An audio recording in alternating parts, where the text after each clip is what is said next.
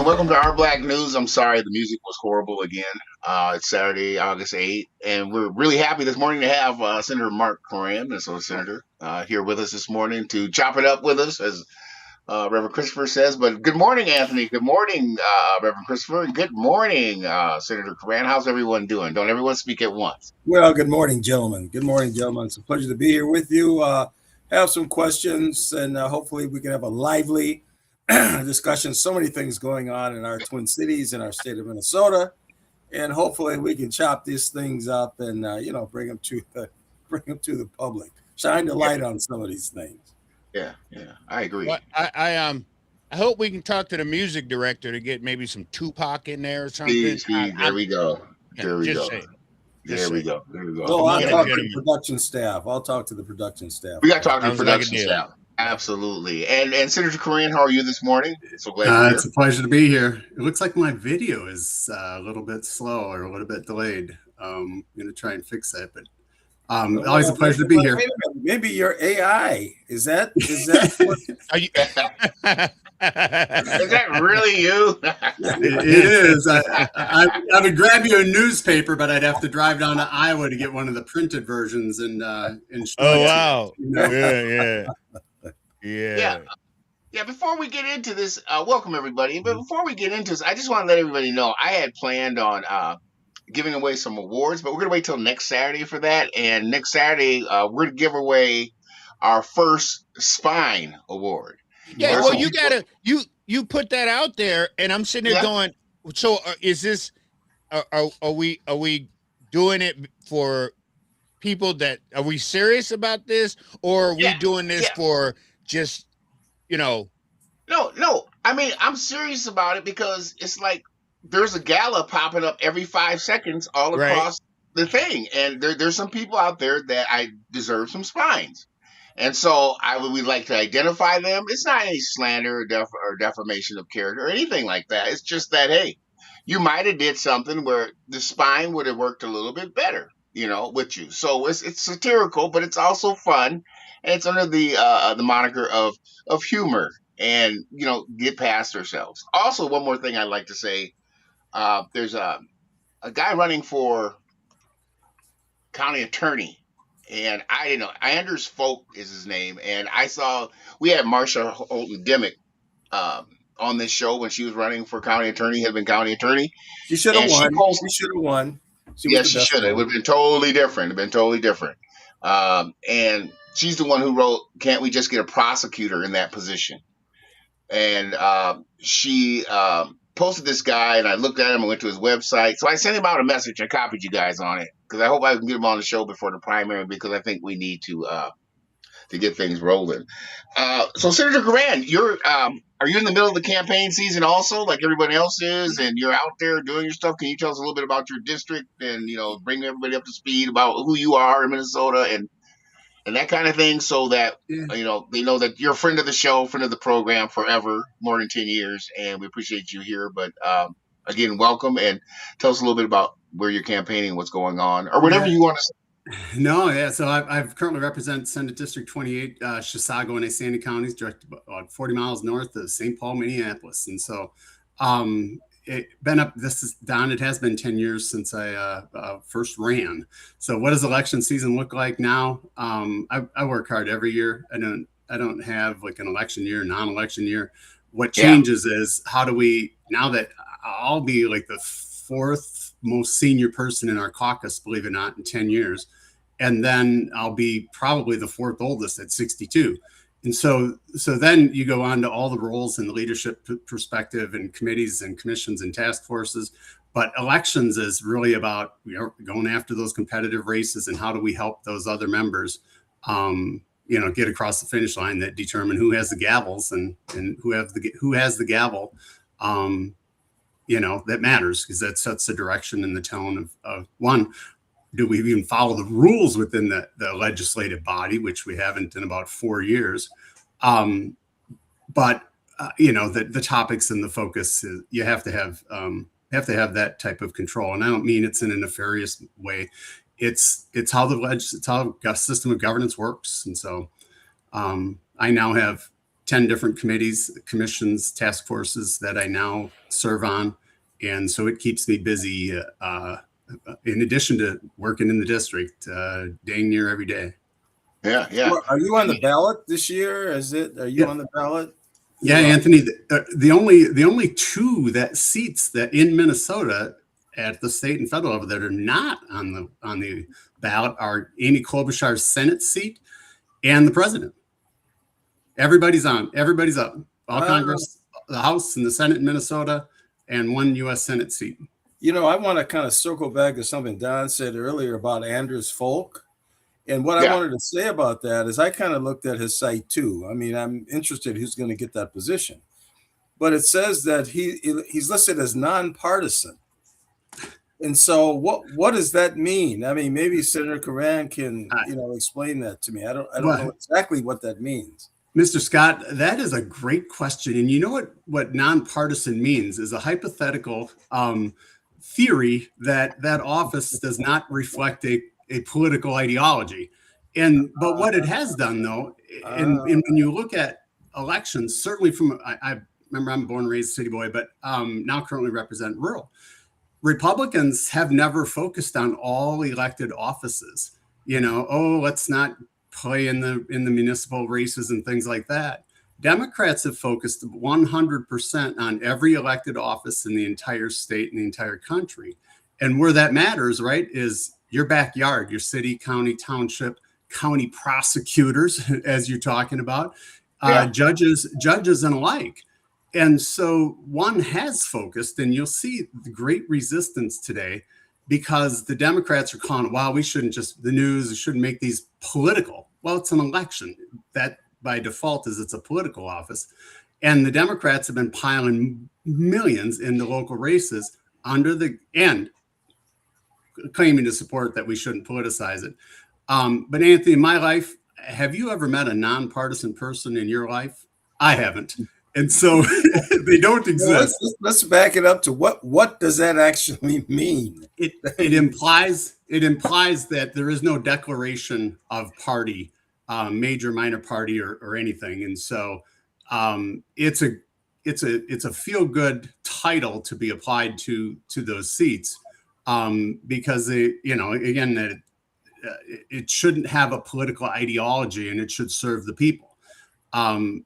Well, it's a political ideology because of the fact that it's an elected office. So, but it does toss people off. And if you see, we also have your other favorite topic for all you guys is the legislature is nonstop pressured with the people that are down at the Capitol are they open up. Hi, I'm Bob from whatever. Pick the nonprofit, a nonpartisan nonprofit.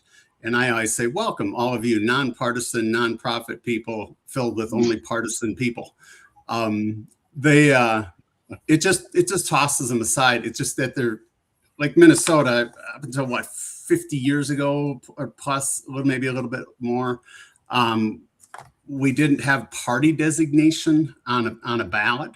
And so in these particular offices, right, it just leaves that there's no political designation declared in those particular offices. But I haven't met the nonpartisan person yet. So, well, thank you very much. Thank you very much for that answer, Mr. Koran. So let me answer that question for you also. What is a nonpartisan? That is a Republican in Hennepin County. Period. That's what that is. That's saying I'm Republican, but I'm afraid to say it because I'm in Hennepin County and knowing that I will not get voted into office, just like when they turn around and say they're independent and they're Republicans. There you go. That's the real answer to the question, even though Mark gave us a 30-minute answer that could have been just quick. No, you're defining what a political outcome and action is relative to the party, to the office designation. And so, yeah, I mean all the time, everybody, because the toxicity is a two-party system, whatever. Yeah. And so those that are afraid to declare their true values, you're right. And no matter where that is, Republican or Democrat, my opponent, of course, is out there running as a strong Republican, as a Democrat. You're right. That's an outcome of an ideology, or your belief system. And so when everybody says, "Oh, I'm independent," it's good. Give me your top 5 priorities, and then let's figure out where you actually align. But doesn't that circle back to who? I mean, these parties are entrenched with money. They collect money. I mean, that's kind of the thing. I mean, who has the most money? And so, say you're nonpartisan, does that mean that who are you backed by? Or are you not backed, or you are backed, but you're not telling because we're just saying that you're nonpartisan? Anthony, so that's what I don't get. It's a shell game. I don't know. That goes. You're right, Anthony. There's a couple pieces in your statement. Is that money, right?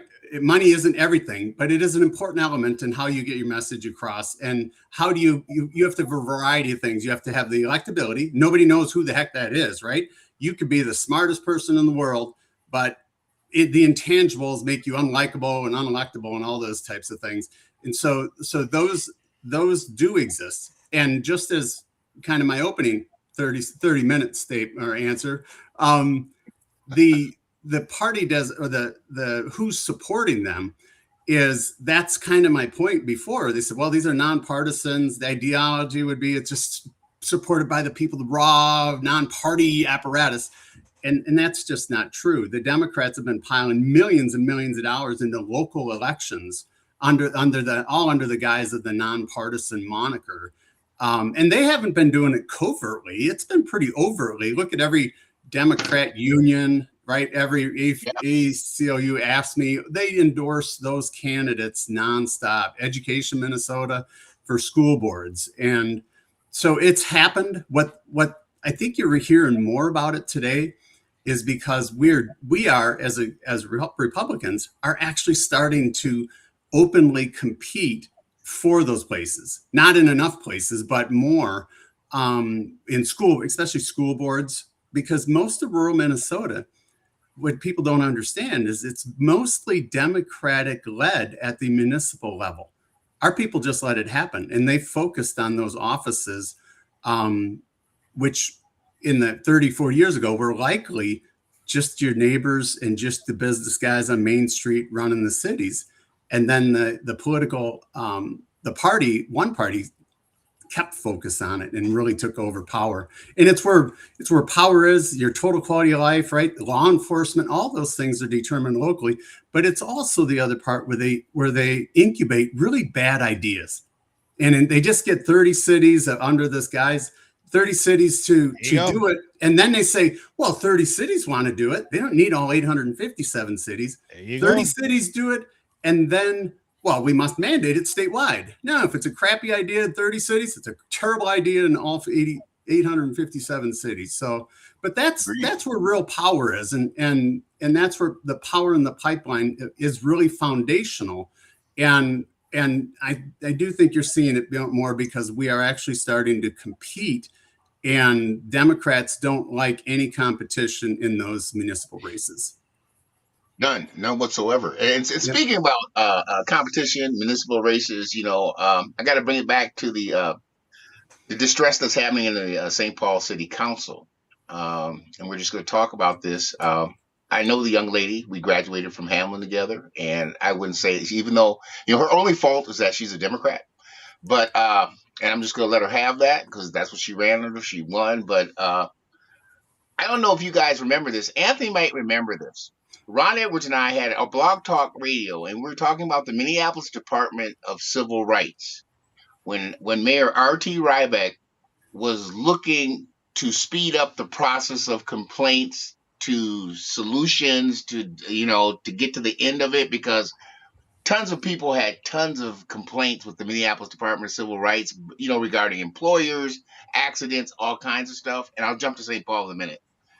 And there was a young lady that worked down there, was attorney. There was a couple of attorneys that worked down there that, some of them, Mr. Edwards and I knew personally, but they were shredding the files and then calling the community members up and saying, hey, we sided with this company A, company B. You have, no claim at this point. Thank you very much. But they shredded it. Oh, he touched the button. And he touched that. Mr. Reverend Christopher touched the wrong button again. Boy, I hope his son is watching so he can go over there and help him out.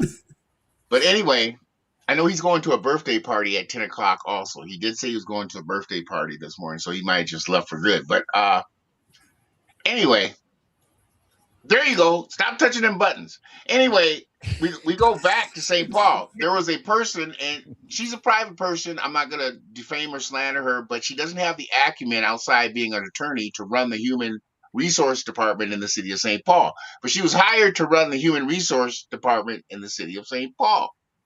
Now, when my friend got elected to that seat, like Senator Koran was saying, the DFL, the Democrats here in the Twin Cities, they're entrenched in all that stuff pretty hot. They said, hey, and this is how the story goes. You have to hire this person because this person is a part of this community who supported or supports the DFL and the Democrats. So I'm not giving no race away or anything, but it was a black person, but it wasn't a black American. Okay. So she hires this person. This person does not do well, does not perform well, does not meet. She was the valedictorian of her high school, which means she needs a lot of, if you graduated from a high school in Minneapolis or St. Paul and it wasn't near a suburb or it wasn't a private place or a private charter school with 90% proficiency, you aren't ready to walk into City Hall and be a legislative assistant off the streets, period. That goes for anybody. And the young lady took that as, oh, you're insulting me. You're saying I'm not this, I'm not that. And just really, my point is the human resource department in St. Paul never put that widget into the system where if you have a complaint, you call them down, you figure it out, you have maybe a restorative justice circle, or you have a conversation with the parties involved to deal with this. And it was very sketchy. And I'm finding out that this $350,000 is just a tip of the iceberg because it's easier to settle a claim with money than to drag it out through the process. So that's been going on. Now, the person that was head of human resources in the city of St. Paul is now gone. She's gone. And the city doesn't have infrastructure to do that or the professional development because I don't know, Senator Koran, about the legislature, the state legislature, but I know that teaching and other things, when you get to a new place, a new position, you're assigned a mentor for the first year. And I don't think they do that in St. Paul City Hall for city councils. And so these people have to figure it out from scratch, basically. And you got activists trying to figure it out from scratch. That's the problem. Yeah, and they don't, and some of them don't, Anika, God bless her soul. I went to Hamlin with her. She's cool. She gets it. But I think she got thrown under the bus when the person should have been thrown under the bus was the human resource department and the mess that Mayor Herr, beside the hot dog stuff, the mess that Mayor Herr is cleaning up that was left by the previous administration. And so there's some wild stuff going on in the city of St. Paul, and I'll bring you up to speed on that later on. But Councilmember Bowie is not the problem. It's a part of the problem, but there's a bigger issue that needs to be solved. And it comes from a human resource and interpersonal organizational communication standpoint that needs to be fixed. Now, guys, I don't mean to be talking all this time because I never talk this much. We need to jump over to Minneapolis because I want your comments. I don't know if you guys saw this, but on Fox News Channel National, Minneapolis police tips on how to avoid and being there for being robbed. Don't walk alone. Only carry items you need. Be prepared to give up your cell phone, purse, or wallet. Don't fight with the criminal. And be prepared to describe subjects. We've given up already in downtown Minneapolis. Well, Don, no arrests are made. I mean, it's kind of like people are getting robbed. People are getting shot. They don't know who shot them. They don't have any kind of thing to say who. No arrests are ever made. That's the only information we get. And so now we're supposed to, to follow those steps. I don't get it. I don't get it. Well, think about the other thing that they're talking about doing is literally writing law. Hold on, let me make sure y'all understand what I said. They're writing law to keep the gangs out of the state fair. That is nuts. I would like to know who wrote that. That had to be a Republican. Now, Democrats do stupid things. But that had to be a Republican who wrote I have that the origin. Keep talking. I'm going to pull up the origin of where that came from. Please do. You know who's in the Only they are that. Rev, I haven't seen that one yet. I'd be curious to see who wrote it. If I had my guess, because like I said, and as far as the Minneapolis thing goes, I mean, you know as well as I do, Mr. Scott, being out on the streets. I mean, you just keep your head on a swivel, right? You know where you're at.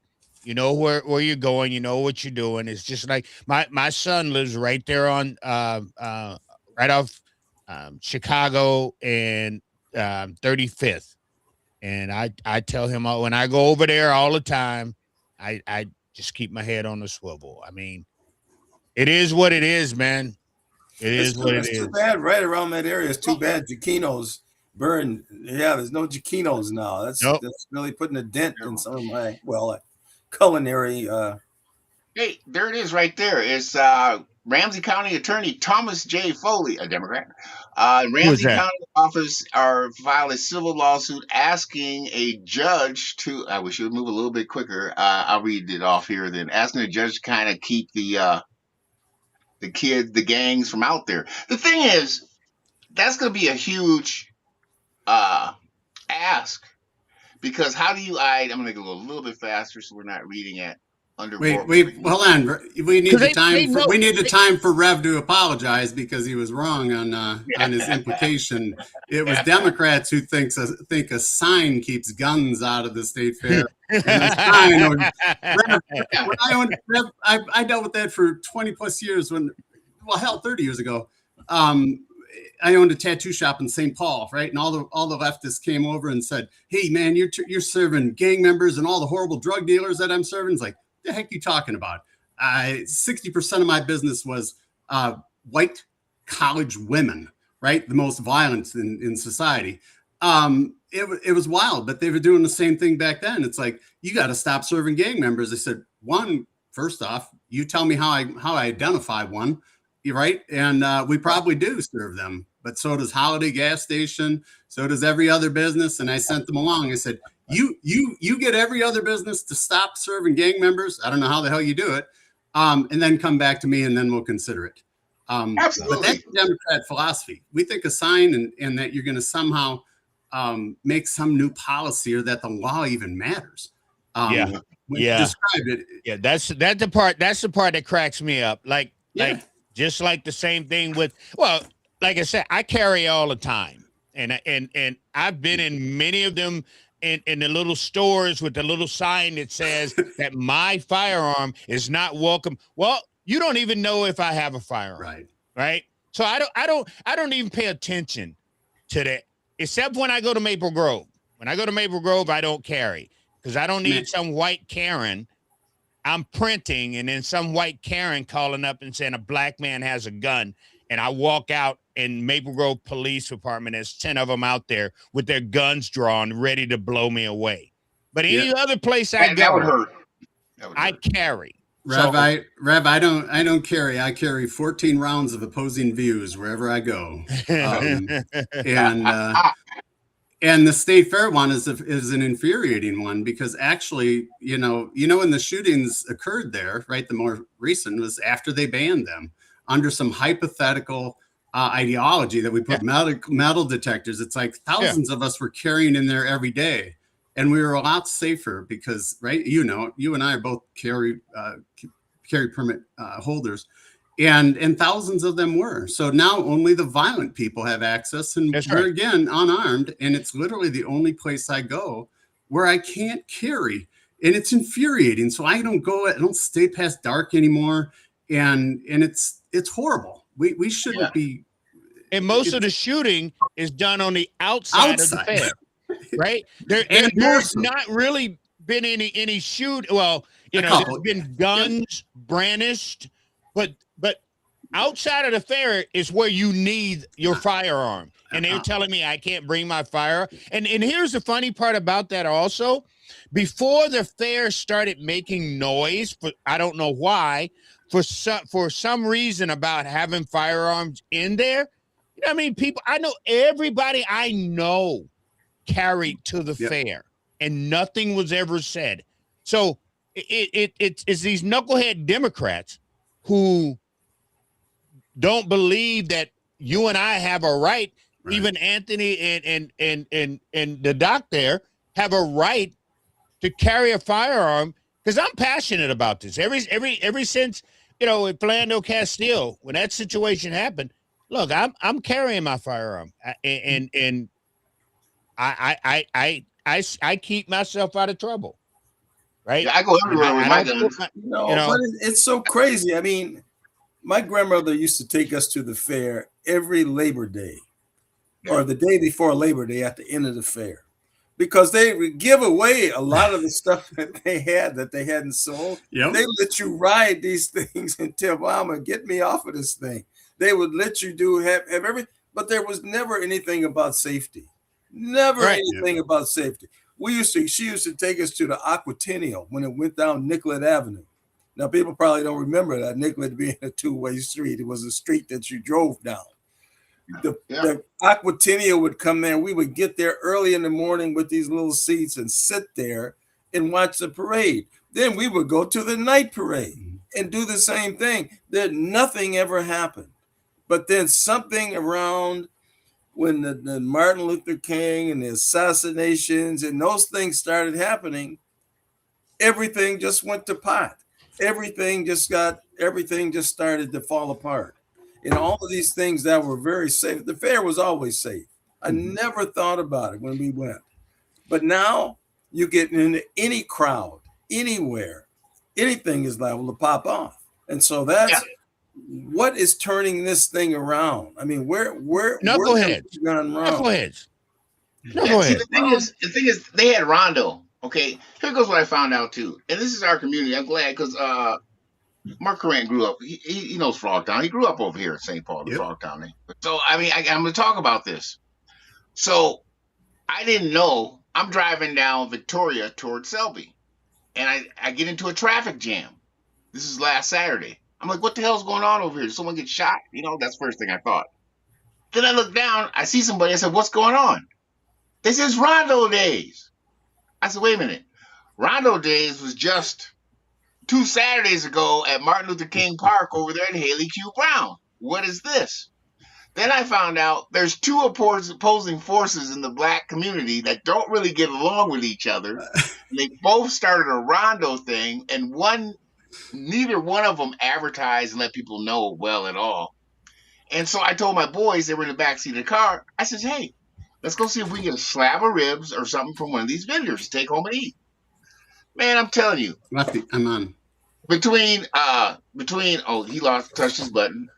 Between Victoria and up by Dale, almost to Dale, or to Grotto, where it was, they had them packed in the street so tight with these vendor trucks on both sides. It was so tight. There was ladies passing out. And this is another thing about our community I got to tell you. It's like I'm in my car driving away, and there's a police car there. I seen the same lady do the heart attack fallback 3 times from me driving 20 feet. They'd stand her up, she'd fall back. She had, it was hot outside that Saturday, extremely warm, extremely hot, I should say, and she was passing out. And I wound down the window. I said, hey, she needs, police officer. No one. There was no emergency medical. There was no one trained with CPR. If I could have stopped my car and went out and went to my truck, I'm back in my trunk and got a cover, a pillow, and some bottles of water and did what I had to do. But the dudes, they were beeping and they were very aggressive, so I just drove on. But that wasn't the first time it happened. Second thing, me and the boys, my kids are kind of sheltered and they're spoiled. I admit that. But my boy older says, Dad, they getting ready to pop off. And I looked. Little teenage 6th, 7th, 8th graders. It's 99 degrees outside, y'all. Thank you. Thank you. I 99 knew you was degrees. going. They had hoodies, Yes. masks, stocking caps, gloves, backpacks. And I'm looking at these kids, I'm like, every one of their parents need to be put in jail. Thank you. Let your kid walk Somebody had to outside say among it. the, huh? 100 degrees outside, and these parents are letting their kids walk around with masks on, hoodies, backpacks, and it's just it. Well, There ain't a it book goes in back. there. It goes back to they talk about. Oh, that's our culture. Well, Tuskegee, they finally said you cannot come to college in shower shoes. You cannot come to school in bathrobes, in your pajamas. And you got people talking about, well, you're messing up our culture. You some dumb idiots. You're foolish. You're foolish. Bonnet. Black women got to walk around with it. It's for at night. It's not Go for to you New to go to York. Target in. Go to New York. I lived in the Bronx for 3 years.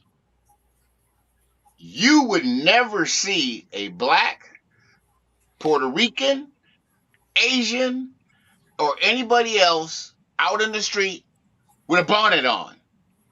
When they hit the street, the nails was done, the hair was done. Right. I didn't see that the whole 3 years. And then if you look back in history, from Chicago all the way down south, everybody from elementary school to college went to school with a suit and tie on in our community. A bow tie, a tie, and they were dressed neat. They're dressed to learn. And so we have a lot of issues, a lot of problems going on. And I don't know who's supposed to be out there helping us solve this stuff and making it work, and because it's not working. And the political thing, I'm just going to leave that alone for a minute because I get really frustrated. And this week was probably my biggest letdown of the local news media. And I want Senator Koran to chime in on this, but if you notice, I gotta bounce, gentlemen. I gotta do this birthday party this morning. So enjoy. Happy birthday to the birthday person. Sounds like a deal. I appreciate you, Mark. I ain't had an opportunity to say hi to you and see you. So thank you very much, Mr. Scott. You have a good week. Doc, you have a good week. We will see you guys later on, man. Yeah, it might be soon as Sunday. You never know. Okay. All right. That sounds like a deal. We'll talk to you soon. Bye now. Okay. Thank you. Bye-bye. But anyway, getting back on track, I was really... Well, go ahead, Dan. Go ahead. No, I was just a little bit upset because the MCA scores, the MCA, Minnesota Comprehensive Assessment Test, that's kind of gives you a gauge on leadership. It's not to be looked at and say, oh, these students are horrible. Okay. This is a leadership thing, and I want to make sure people understand this. Okay. And I'm not trying to brag, I'm not trying to boast, but I got 3 master's degrees and a doctor's degree. And I've studied this intensely looking at this MCA piece. And if you look at it and you say, oh, we already know the kids at North High are coming in at 1% proficiency on math, reading, and science, basically. We know that. But it's not the children's issue. It's the leadership issue. But the articles that I am reading in the mainstream media are talking about how kids opt out of the tests. How come the thing is not really that's the major problem. That is not the major problem because kids have opted out of the test for as long as there's been a test. And every smart parent will pull their kid from taking that test. I'm just going to put that on the line. The thing is, if you look at a school in North Minneapolis like Camden, who has an estimated 750 children going there from 9th grade to 12th grade. They have great graduation rates because the system pushes them out. It's supposed to. They don't necessarily learn anything, but the system pushes them out. That's what I allege, so I don't get in trouble. The thing is, if you have 700 kids and say 100 kids opt out, let's say 150 kids opt out, which is probably could be possible. You have 600 kids. No one can explain to me why out of those 600 kids, hypothetically, why only 13 children are showing up has proficient or above or meets or exceeds the state standards. That's a huge issue. So you have 13 kids at this. It's data. It's not me being mean. It's online. You go look it up. Minnesota School Report Card. Type in Camden High School, Minneapolis Public Schools, and look at the data. And I don't know why the mainstream media is running cover for bad leadership. Just doesn't make any sense. It's not the kids. It's not the kids. So. Hey Don, I think the challenge is you mentioned your degrees, right? And so, but not one of them was about the political science driving every challenge that you've described, from the city of St. Paul, right? Activists hiring relative to everything, education, the schools, the score, the test scores, all of those things. At the end of the day, it's purely the political science driving every one of these things, the calculus to win power. That's all it is, right? And we've talked about it before, that there's go back to St. Paul, you keep talking practically, and I say that as a compliment, right? Because you're focused on a solution. We're surrounded, we're swimming in practical solutions for every challenge we have. But the political science and who gets rewarded, right? Look at all the people in St. Paul, Minneapolis, and when I talk to Rev, everybody's like, well, we need resources. Just swimming in resources, billions of dollars in resources. Yeah. But it's not touching. You think it's not accomplishing the goal because your goals are different. It's accomplishing the very goal set out. The industry, which its fuel is dependency, and that's all government, education, otherwise, and at all levels. And then in addition to all of the non-profiteers, because I don't call them nonprofits, I call them non-profiteers, and those are religious, non-religious, and alike. And then add all, right, the philanthropy, all of it lives out on its dependencies its fuel is dependency. Sold under the guise of kindness and compassion, and we're more, right, the diversity, pick an element to gain pure political power at the demise of the very people they claim to support every single day. And so nothing's going to change until people decide they want it to change. There's no magical person that's going to come in and do for you what you're not willing to do at all for yourself. Nothing. The education, and I know, I'm a big fan of Maury. How do you pronounce Maury? She's at North now. Maury. We just say Freshman. Fresby, yeah. When she's at Lucy Laney, it's about how do you go out, and if the community doesn't choose to participate, it'll never happen. Holding parents accountable, first off, and then holding everybody else accountable. She kind of started that model, and that should have exploded.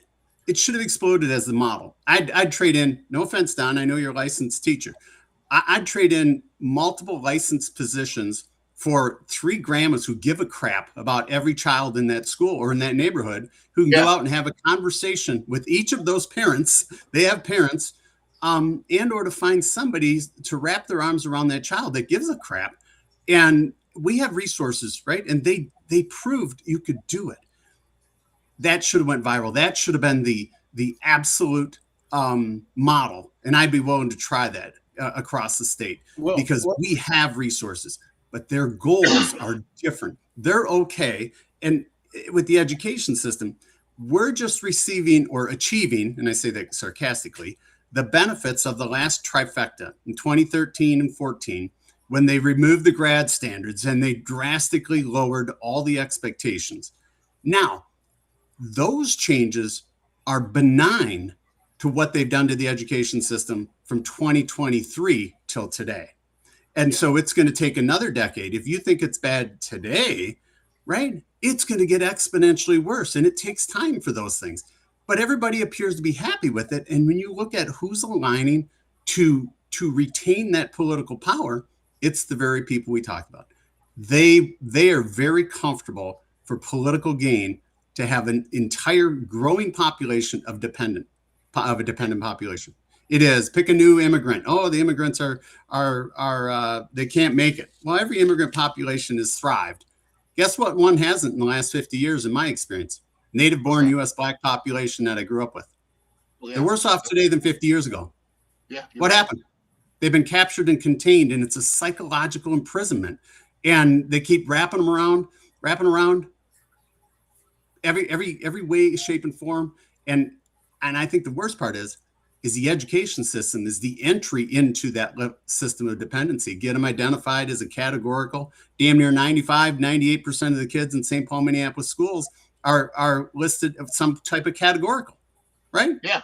Yeah. And once you get one categorical, you get many, and then the rest of the industry retains those children in every facet through the rest of their life. And that's the saddest part, because I think you got, Anthony, you talked about a restaurant disappearing in the streets of Minneapolis.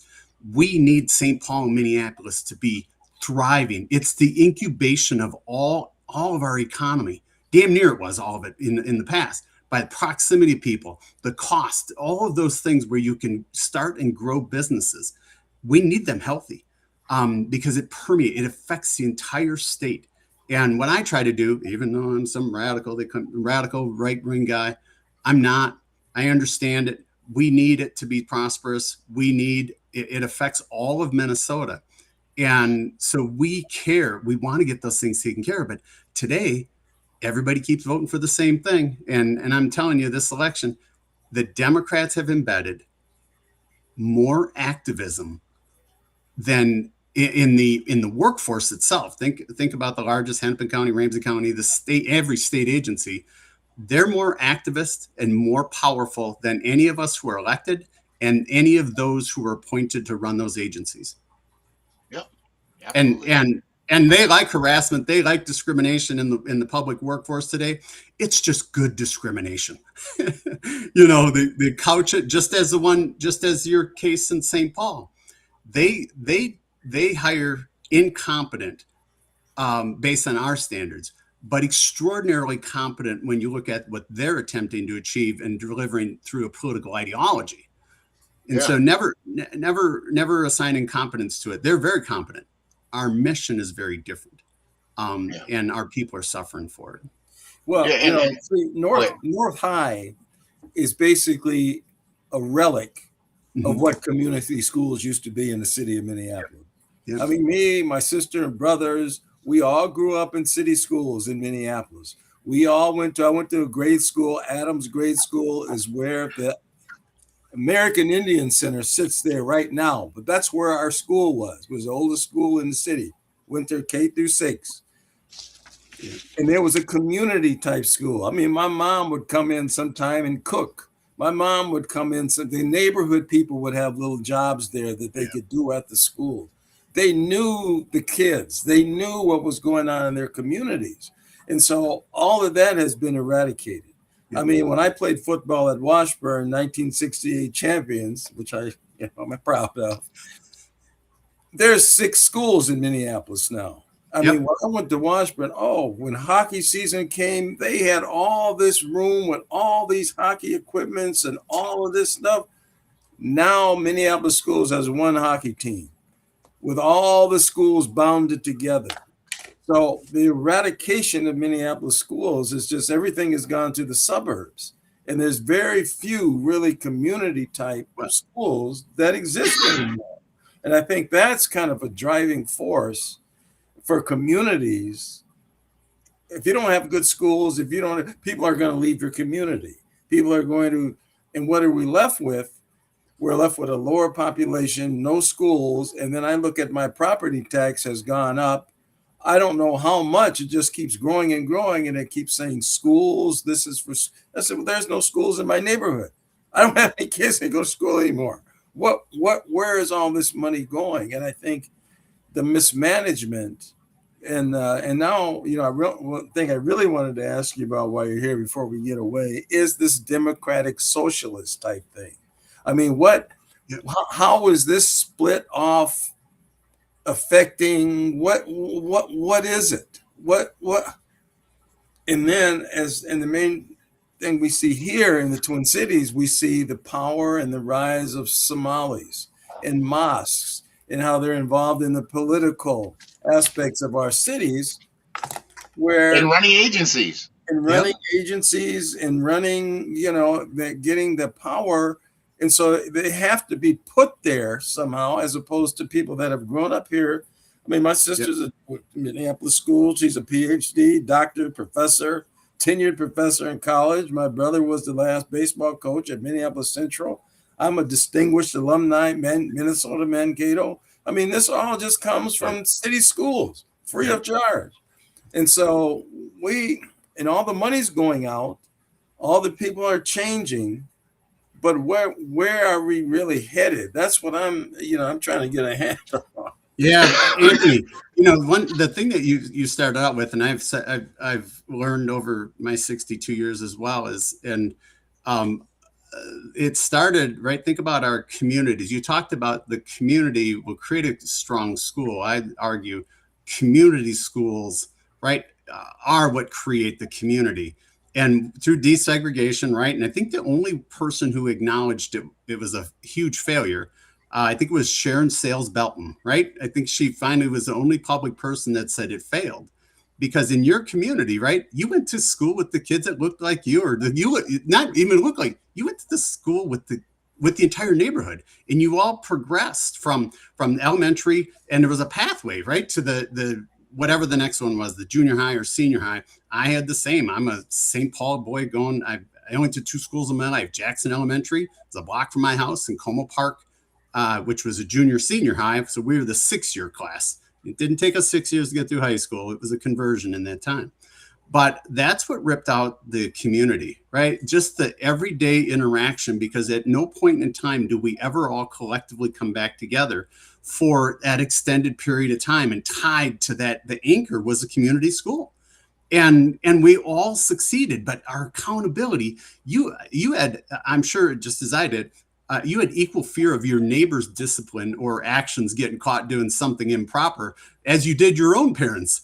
And because everybody knew each other, because we were there, and where we grew up, right, it was all multi-generational. So you had 15, 20, 30 years of a pipeline of families all tied together. And that to me is we might be where we are today, but I think it would have taken a lot longer, would have looked very differently. And you talked about the suburban schools. You said, well, they have it. Well, what they have by default is neighborhood school, just because of proximity. And the same with the rural out here, or a little bit, you go outside the Beltway. And so all of those things were foundational. And getting back into the, Don, I think I carried the first Black Men Teach bill, right? We got to have the teachers look like. Well, the teachers, I had more Black teachers when I was in elementary school than there were today. But every child can learn. Well, see, this is where where we're fixing something that isn't broke. Correct. Right.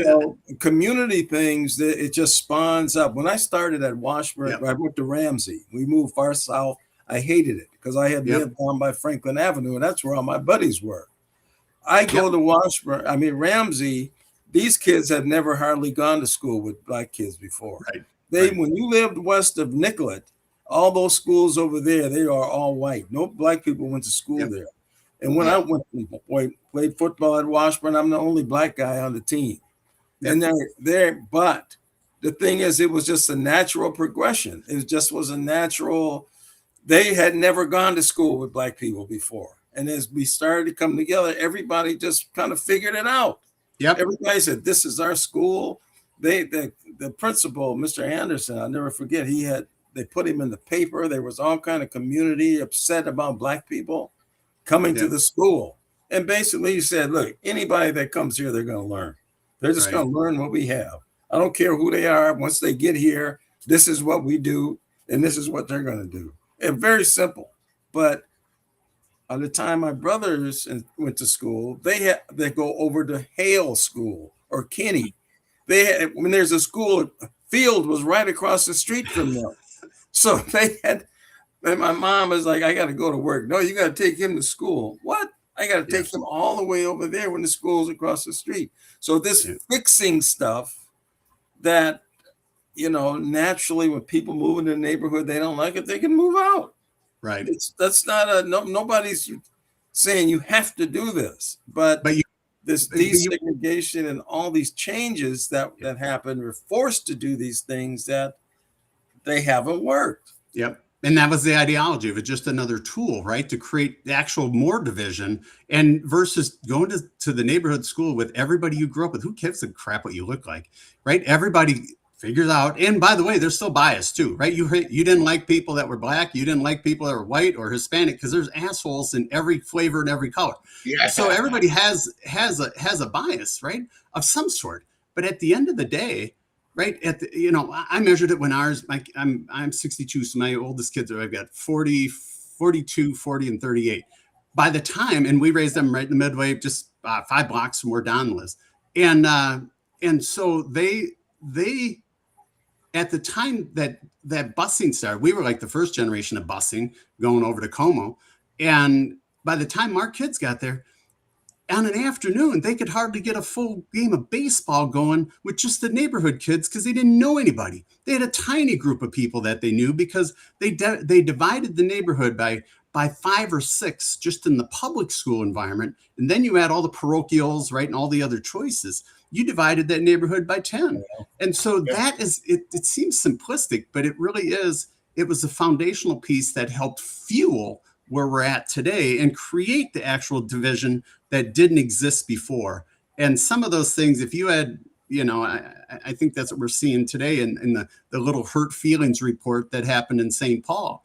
You were offended every day, and you should be, because you need to develop the skill sets to be able to be an effective adult. And it starts at birth and runs all the way through those life experiences.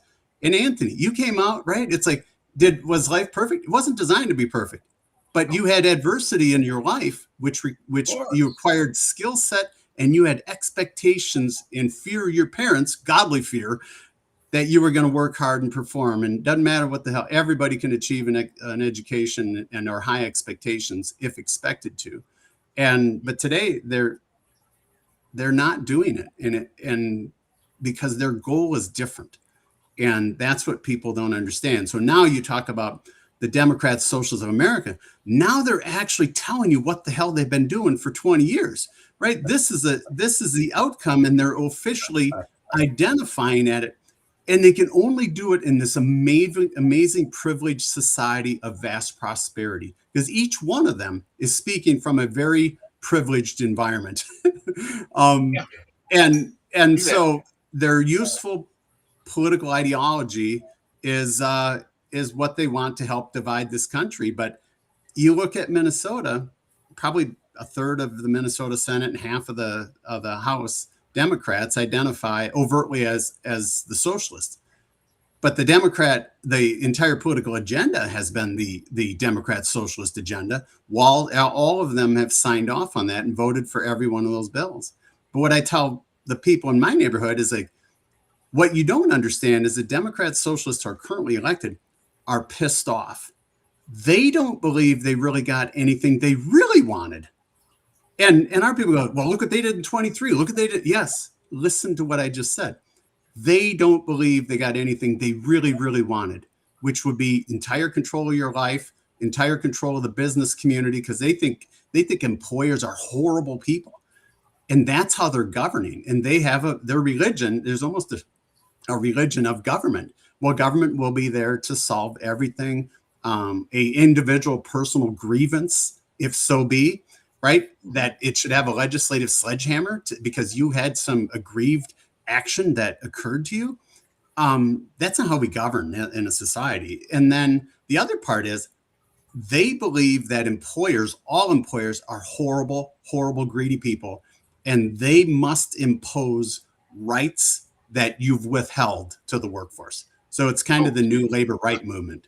And if you look at it under that guise, then the laws make sense. But that's what we're coming to. And currently they're gaining traction, and nobody's really pushing back from a media perspective. And the Democrats, it's helping fuel, because they're currently aligned still with the most wild, radical ideology only derived from the vast prosperity this country has afforded them. Wow. See, there's a lot going on there, even with the education piece, because it's so huge, and no one has wanted to really solve these challenges. And when you talk about solving, and Senator Koran, it's really funny, but it's not funny. It's is a disaster, train wreck. But when we talk about the issues that need to be fixed, that can be fixed, that are pretty easy fixes, it's like we've said this before, there are a group of people, especially in our community, that look at you, will ask you, did you take your medication? Why are you being so toxic? Mm-hmm. And why are you saying that? Or don't hold a Black woman in a leadership position accountable, because you are now attacking Black women. You are going against your cultural commitment to uphold that person as high as you can on the pedestal. And it's like, wait a minute.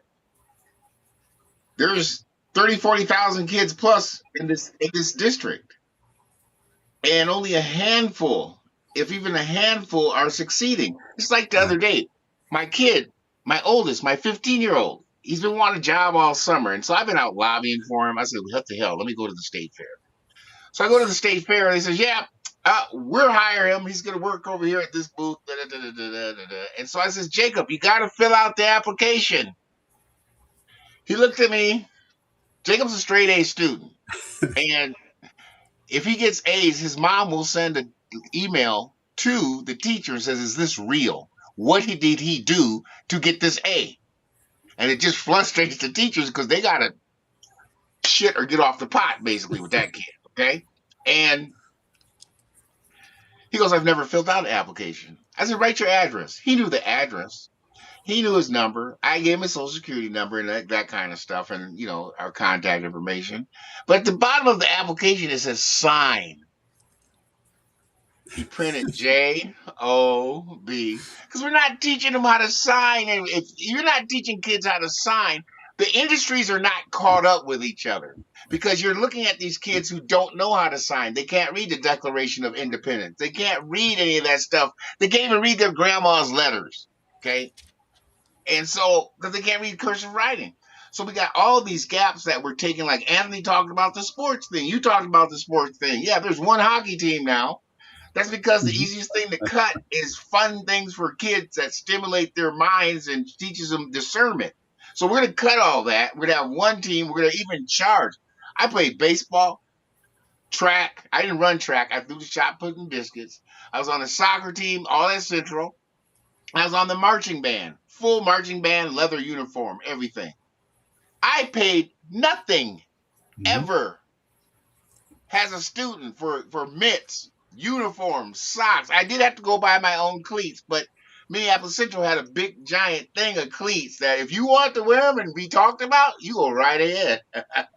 But you go out and you buy your own cleats. That was it, basically. And I don't understand what the problem is today, other than those are easy, and then they take healthiness away and put illness on top of it, like social emotional learning. Oh, we got to find out how you're doing. What's wrong with you? You got trauma. We need trauma informed. And you do need that stuff. But by 4th grade, these kids should be kicking ass and taking names, reading books, be interested in reading. Even, I don't care if it's iPad, audiobooks.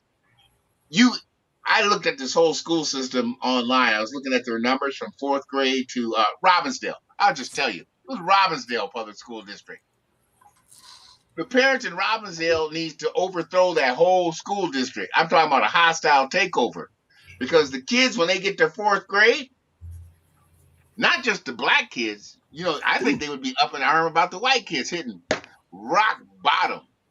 Okay, and then climbing up 4th, 5th, and 6th, they never make it to that 3rd, 4th grade level.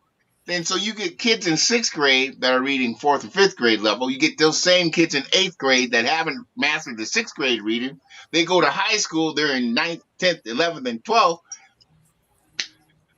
It's just not happening. It's just not happening. And I'm looking at that, I'm saying, no one said, but when you talk about it, when you analyze it, when you look at just the data, because that's why I reserve. I don't have to talk bad. Like me and Mr. Ron Edwards, the late Mr. Ron Edwards, we used to run people up a tree. I said, I don't even have to do that anymore. We can just talk about the data, okay, that's real about what you're doing to the kids in the school. Minneapolis, St. Paul, Robbinsdale, a couple other places in the city that we really need to expose this and make it happen.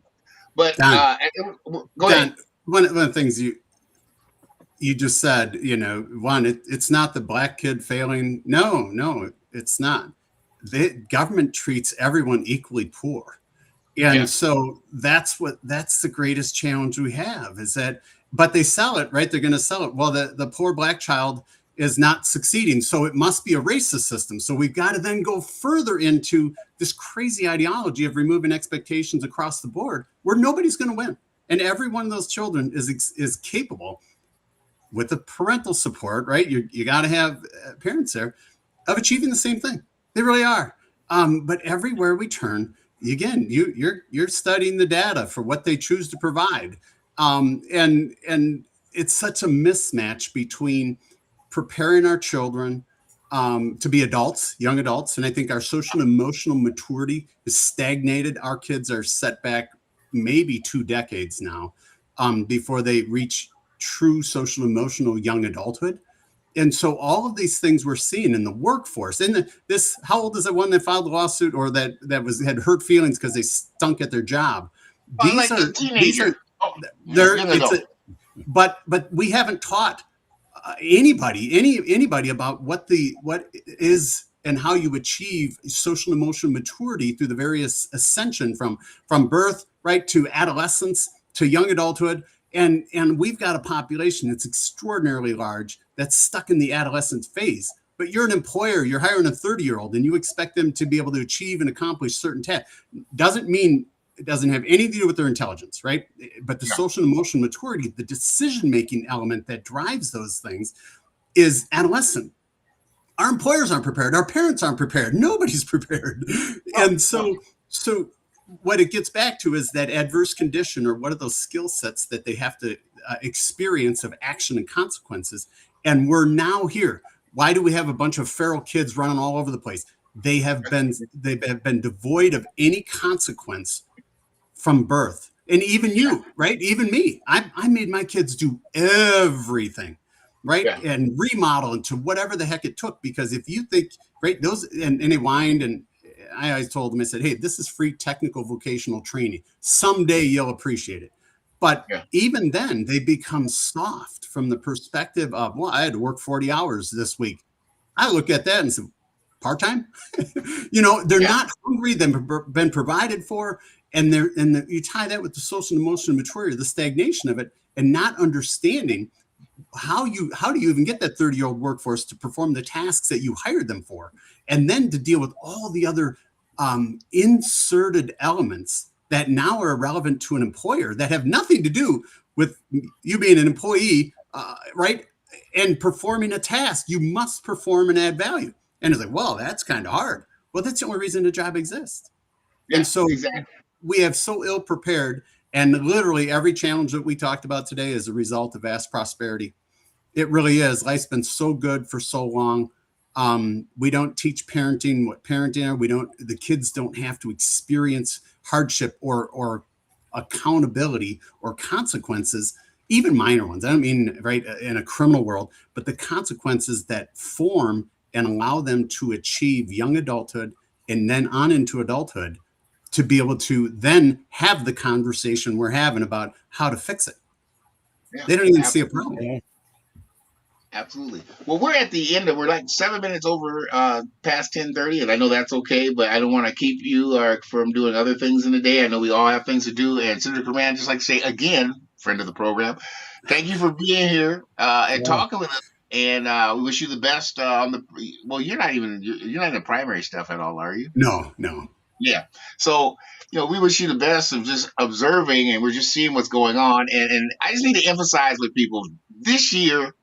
Our kids, some of them are already in school. Some of them start at the end of the month on the 31st. Some of them start the 24th. And call your teachers up. Call your kids' teachers up. Ask them what's going on. Ask them to see the full semester syllabus or whatever they're teaching the kids, especially these kids in high school, especially your 12th graders here locally, because I see a lot of kids here in this Hamlin Midway neighborhood where there's open air drug use in front of the Taco Bell, the Holiday Station, big drug dealing hub, this Speedway down the street that can't decide if it wants to be a 7-Eleven or a Speedway. And I don't see anybody doing anything about it. I don't see it. Our kids have to walk You know, not just my kids, but a lot of families, these kids have to walk to catch buses, to do things, school buses, and those people don't need to be out there. And I wish someone would get them some help or get them off the street. But you're looking at a whole street, a whole area that has that beautiful loon, that beautiful stadium, the new building, all that private money that's just doing wonders in that neighborhood. And we have everybody, just the politicians, the activists on the city council that can't figure it out, can't put the key in the keyhole to turn it, to figure out if private money can do that. Just think about what all the money you have can do it on the other side over here. And that's just one way I look at it, because they're not replacing anything. Why do we always have to live in blight? Why does the Popeyes chicken on Lexington and University never have the things, any word spelt right? You know? Or you can't keep a McDonald's, or you can't keep the foundational franchise of White Castle in the Midway area. Yeah, White Castle of all places. Do you remember, Mark, when the White Castle was on the other corner, corner, where Popeyes is? Where Popeyes was?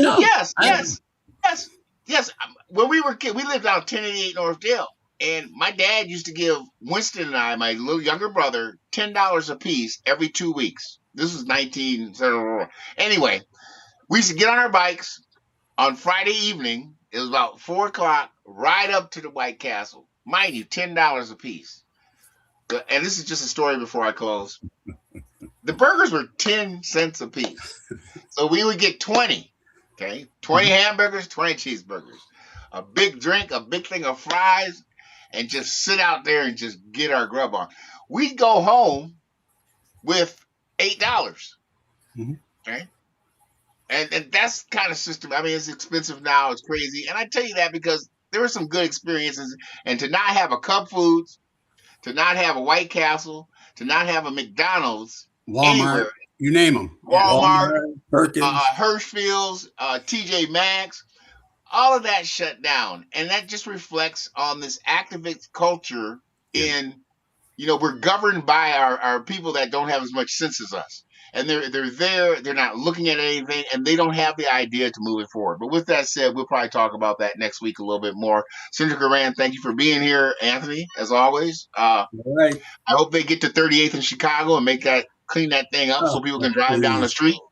Please. Need more money, Don. Needs more money. Yeah. You got to put some more money in it. Thank you guys for being here this morning. It's been a great show. And Senator Koran, hope to see you soon. Yeah, good to see you guys. Thank you. All right. Thanks, man.